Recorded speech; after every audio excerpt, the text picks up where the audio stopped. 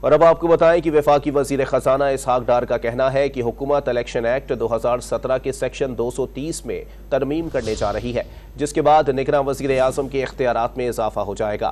Dawn news کے programme live with عادل شہزیب میں interview کے دوران وزیر خزانہ نے خود کو نگراں وزیر اعظم بنائے جانے کے فیصلے کی تصدیق یا تردید نہیں کی۔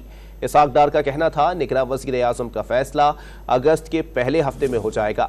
وزیر خزانہ کا تفصیلی انٹرویو آج رات 10 بجے ڈان نیوز پر دیکھا جا سکے گا۔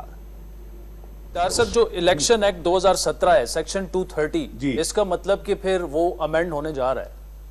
To the best of my understanding جی، میرا خیال ہے کہ یہ قوم سے چھپانے کی بات نہیں ہے، ان کو پتہ چل جائے گا اور بالکل اس کو امینڈ ہونا چاہیے تاکہ آپ 3 مہینے قوم کے 3 گھنٹے ضائع نہیں کر سکتے۔ آپ 3 مہینے صرف ڈے ٹو ڈے کام کریں پہ کیوں کریں؟ یعنی جو next care taker prime minister ہوگا وہ اہم فیصلے کرنے کی پوزیشن میں ہوگا؟ ہاں تو بالکل ہونے چاہیے، جو کم از کم جو چیزیں پروسیس میں ہیں۔ یہ سارے سٹیک ہولڈرز ایگری کر جاتے ہیں اور آپ کو بنا دیا جاتا ہے کیئر ٹیکر پرائم منسٹر، مجھے آپ نکال دیں کائنڈلی، کسی کو بھی بنا دیا جاتا ہے۔ نہیں، آپ بننے کے لیے تیار ہیں ویسے؟ نہیں، میں دیکھیں اگر آپ پر یہ ذمہ داری ڈال دی جائے؟